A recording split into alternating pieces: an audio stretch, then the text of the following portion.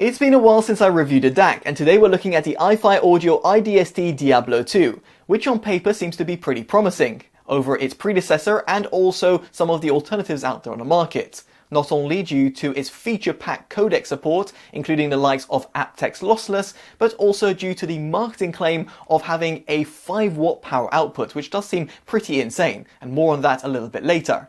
Now, at the time of filming and in the UK, it can be found for a whopping £1,300, while in the US it can be found for $1,300. So to kick things off, I thought I should talk about connectivity, so that you know what you're getting. Now at the front you've got a 6.3mm single-ended headphone socket and a 4.4mm balanced output. This also supports XMEMS. Now at the back you've got a USB Type-C input, which can be handy for phone, tablets or PCs, and you've also got an optical / 3.5mm balanced input.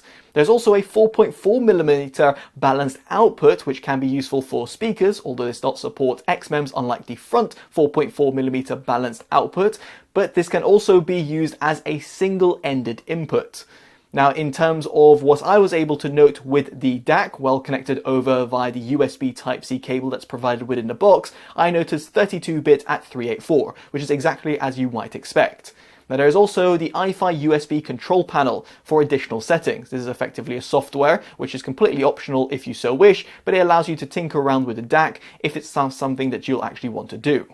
Now, speaking about software, MQA is supported over USB, and this is due to the fact that there is a dual-core Burr-Brown chipset, effectively providing you DSD and PCM support at a sample rate of up to 768 kHz, DSD 512, and also, of course, full MQA decoding. This can be quite handy for certain audiophiles out there. Aside from wired connectivity, there is also support for wireless, and indeed here you have got a Qualcomm QCC518X Bluetooth audio chipset, giving you Bluetooth 5.4, which is of course backwards compatible. I had no issues when it came to latency or indeed dropouts while using it with my Honor Magic 4 Pro, which is an Android smartphone. Now the list of codec supports is seriously impressive. You've got aptX lossless, aptX adaptive, regular aptX, LDAC, LHDC, HWA, AAC and SBC.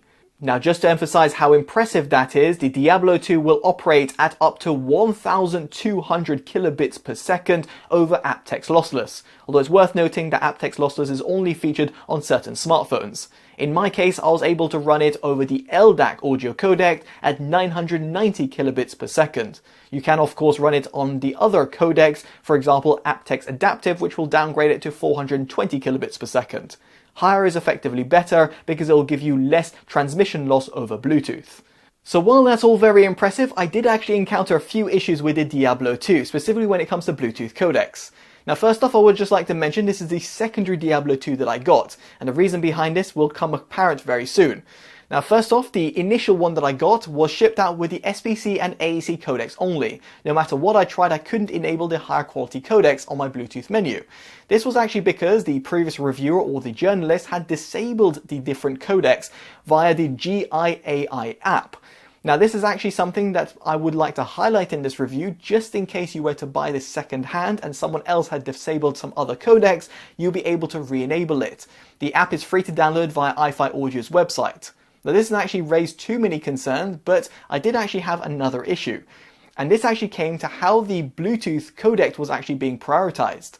Each time I were to switch on the Diablo 2, it would automatically pair up over the aptX HD codec with my Honor Magic 4 Pro. While if I were to disconnect it over the Bluetooth menu and then reconnect it, it would choose the LDAC codec, which is exactly what it should be doing in the first instance. Now I found this to be quite strange given the fact that I also own the iFi Audio Gryphon, and this is initially when switched on will automatically connect to the highest quality codec, which is the LDAC codec. Now I actually communicated this with iFi Audio and they claim that this is actually normal behavior and it's kind of out of their control. If that was really the case, surely then here other devices, including the Gryphon or every other Bluetooth device I've ever reviewed, would not automatically pair up to the LDAC codec, but rather let's say another codec such as aptX HD, aptX, SBC or AAC. So I'm not really sure what's going on over here, but it feels like the priority list in terms of the firmware of the Diablo 2 doesn't seem to be prioritizing the highest quality LDAC codec, which in my opinion is an oversight. So therefore it's just something I thought I should share in this review, because it did really annoy me that every single time I had to switch on the Diablo 2, I had to manually pair to it via the LDAC codec in order for me to get the utmost audio fidelity. Another contentious topic was the marketing claim of 5 watts of power output, which does seem a bit too good to be true, and unfortunately it is. At least according to some other reviewers that I saw with some objective measurements, it doesn't sit anywhere near that. In fact, it's nearly half that. This is due to iFi Audio using slightly different benchmarking tools and indeed giving slightly different claims than what the industry actually uses, which I do think is a bit shady business. Nonetheless, I can't actually attest to these claims because I've got actually no means of measuring it myself, but I can trust the other reviewers out there that have done those objective measurements, because they do seem to be pretty thorough, and given the fact that they've also communicated with iFi Audio regarding this topic, it means that it's something just worth considering. Now, nonetheless, I had no issues when it came to driving my earphones and headphones, but that said, they're not exactly high impedance headphones or earphones, so therefore if you do have something that's actually very hard to drive and you really do want that extra amount of power output, you might want to look at a bigger and more chunky solution that will give you a continuous amount of power without any sort of distortion. On that note, I primarily use the Diablo 2 on its normal preset. Here there's a toggle that is found at the front of the DAC. According to the manufacturer, you have got the normal for IEMs, turbo for mid-sensitive headphones, and nitro for demanding headphones. Therefore, it means that you shouldn't have any problem when it came to driving power to more higher impedance headphones or earphones. In my case, I had none such issues because I had the Sennheiser IE600 over balanced and unbalanced. I also had the Peers SH2, which are custom in-ears, which are unbalanced, and also the over-the-ear Mutique, which are also unbalanced. All of these are actually pretty easy to drive. With that said, I actually had to use the IE Match feature, which can be found underneath the Diablo 2 with my in-ears. This is because that with the option disabled, when small increments were added to the volume knob, I felt that it actually resulted in quite high volume increases. But with IE Match enabled, it meant that those volume increases were a little bit more minimal. According to the manufacturer, this also supposedly removes any background noise and increases the usable volume range. However, that wasn't quite the case for me, but rather meant that it just was a little bit more appealing to use when using it with in-ears. Now, with that out of the way, let's get onto sound quality. Now, in my case, I did not use the XMEMS feature, which apparently is solid-state microspeaker technology, which according to the manufacturer gives you enhanced IEM and headphone performance. That wasn't quite the case with my overall setup, but of course that's something that you can enable or disable at any given point. Now, there's also a whole host of components that are comprised within the Diablo 2, from an XMOS 16-core chip, Burr Brown's true native chipset for bit-perfect playback, and components from the likes of TDK, Vishay, Panasonic, and Texas Instruments, among a few others. You can find some more information about this on the manufacturer's website, so I'm not going to reiterate them. Now, what is quite important is, of course, the overall sound quality that you can attain from all these components. Now, in terms of my overall setup, I use this primarily with my desktop computer over USB for critical listening. I did, of course, use it over wireless using the LDAC codec over Bluetooth, and then I also use different types of files, from MP3 to FLAC, from music streaming platforms such as Tidal, YouTube Music, and Spotify, and also locally stored files. Now, in terms of my overall sound quality assessment, in a nutshell, I found it to be somewhat good, but also somewhat not as impressive as I thought it would be. Now, let me expand on this. Now, first off, in terms of the sub-bass extension, it does do a relatively good job. It gives you those low-end hums and gives you a bit more of that extra rumble and engagement when it comes to listening to bass-orientated music. However, I didn't feel that it was as well capable in comparison to the likes of my Chord Hugo 2, which I use as a daily driver. It is, of course, a little bit of a step up over the likes of the iFi Gryphon, among some other portable DACs out there on the market. Now, in terms of the mid-bass, however, I had no complaints whatsoever. I found it to be absolutely exquisite, both in terms of the overall precision and in terms of the overall quantity that I was able to deliver.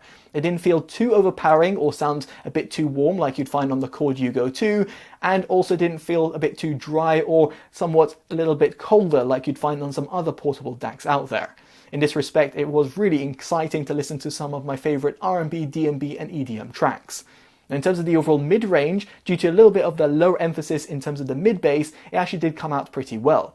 The mids actually did a relatively good job of coming to the foreground, and yes, it won't exactly compete with some more flagship devices out there on the market, but for a relatively portable device, I was actually left pretty impressed. The vocal range in terms of the lower mids and the upper mids came out really well, and therefore listening to male or female vocals I had no issues whatsoever. It doesn't quite compete with the Chord Hugo 2, which felt a little bit smoother in the mid-range department, but on the whole, again, no major complaints. However, the same sort of praise couldn't be quite said about the highs, which in my opinion were a bit too harsh and sibilant. My ears roll off at roughly 16 to 17 kHz and therefore are relatively sensitive for adult ears, and when listening to some more challenging tracks, or indeed when listening at louder volumes, I just felt that I was having a bit too much ear fatigue, specifically when compared to some other DACs out there. Now on that note, it does actually bring me onto one of its major weaknesses, at least in my opinion, and that is the overall soundstage reproduction. Now don't get me wrong, the overall width and depth is decent and the instrument separation is pretty impressive. Specifically, you compare it to the likes of cheaper alternatives from the likes of the iFi Zen DAC or even the likes of the iFi Gryphon, but when comparing it to some more flagship offerings out there, including the likes of my desktop DAC, the likes of the Chord Hugo 2, it doesn't quite compete. Now granted, the Chord Hugo 2 is in a little bit of a different class, specifically in terms of its overall price tag and the lack of capabilities and flexibilities in comparison to the Diablo 2, but it's just something I thought I should highlight. I just felt that the soundstage was a little bit closed, and the instrument separation could have been just a little bit better.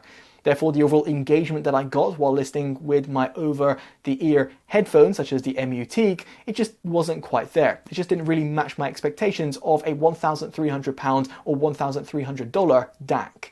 Of course, your mileage might vary depending on the overall setup that you have, but from my own experiences and having reviewed over 600 audio-related devices, I felt that the soundstage reproduction was a little bit lackluster. Moving on from sound quality, but very much relevant, I would just like to point out that if you do want the best sort of capabilities of the Diablo 2, you'll want to plug it into a power outlet. In this respect, there is a USB Type-C input, which is denoted by the 5V symbol. There is, in fact, the iPower 2 that is provided within the box. According to the manufacturer, this gives you ANC technology with EMI and RFI noise reduction. I didn't encounter any sort of problems, at least with my electronics, while using a different power source, but it's great to see that the iPower 2 is also supplied. Now, of course, you can use it over a battery power, and here there is a 4,800 mAh battery that is comprised within the Diablo 2. It will give you roughly 6 to 12 hours of playback depending on the overall codec and volume levels that you're using, let alone the other technologies such as XMEMS or of course the likes of the normal, nitro or turbo modes. In my case, I had roughly 10 hours of playback time, which I found perfectly acceptable, at least for a portable DAC of its capabilities. Now, when it comes to charging it will take you a couple of hours from 0 to 100%, and given the fact it has got that 5V input, it means that it's actually very convenient, be it with the iPower 2 or of course if you're using another source. Next up, we should talk about its design, and here I've got no complaints, because I really love the fact that it is fitting with its name. It's Diablo 2 after all, and therefore you should expect a red DAC, and indeed that's exactly what you get. I do appreciate, however, some people will not like that overall red colour because it won't fit with their overall setup, and indeed it does really stand out like a sore thumb. Now I do really like, however, that you've got these Diablo wings. These effectively allow you to prop up the DAC, which can be handy in a desktop scenario. And given the fact that they're very easy to simply take off the DAC, it means it can be very portable very quickly. And you can also take the Diablo wings with you if you so wish. Now I would just like to highlight, however, that the DAC itself is actually pretty chunky. It sits at 455 grams, which isn't exactly super heavy, but it's a lot heavier than some more portable DACs out there, including, for example, its smaller sibling, the iFi Gryphon. It also has a dimension of 166mm in terms of overall length, 85mm in terms of width, and 28.5mm in terms of height. So yes, indeed, you might want to weigh that up, and it's just worth considering over here that it's something that you will be able to, for example, put in a laptop bag, but in order for you to pocket it, it might be actually pretty uncomfortable. Speaking of which, if you're going to be taking this on the go, it is great to see that you have got a volume lock switch. It resides right next to the volume knob, which actually has got a very nice smooth feeling to it. Some people would have preferred a clicky feel, but in my case I really do like its smooth approach, and therefore means it's very silent when you're operating it. Handy, for example, if you're in an office scenario, or of course if you're on public transport. And with the use of the lock switch, it means that you're not going to be accidentally adjusting the volume while you're on the move. Building upon that, it's great to see that you have got the iTraveler carrying case, which indeed will protect the Diablo 2 from any sort of damages. Now, in terms of the overall package contents, aside from the DAC and the Diablo wings, you have got the USB Type-C to Type-C cable, which is a little bit flimsy in my opinion, but nonetheless will suffice for certain users. You've also got a USB Type-C to Type-A adapter, a Toslink optical adapter, and a 3.5mm to 6.3mm headphone adapter as well, all of which are very much appreciated. However, it would have further been appreciated if the manufacturer had included a soft carrying pouch like it does on some of its cheaper offerings. Unfortunately, that's not the case, and as such means that if you just simply want to protect the Diablo 2 from any sort of scratches or any sort of wear and tear, then you're going to have to use the iTraveler case, which is actually pretty bulky and chunky. So with all that in mind, it brings me on to my verdict, and truthfully it's a little bit hard to judge the iFi Audio iDSD Diablo 2, because it kind of appeals to two different markets but doesn't quite excel in terms of the overall raw sound quality and certain sort of issues that I encountered, let alone some of the marketing claims that we discussed as before. Now in this respect, I just feel that some people who want a portable DAC won't mind the slight compromise in terms of the overall sound quality, but in this respect get something far more portable and very easy to carry in the likes of the iFi Audio Gryphon, which I absolutely love and would actively recommend for anyone that wants something that's truly a portable DAC, not something that's quite chunky and heavy like the Diablo 2. Equally, if you're someone who's going to be using it purely at a desktop setup, then you might want to look at some of the alternatives, including the one that I use on a day-to-day basis, and granted it is more expensive, the likes of the Chord Hugo 2.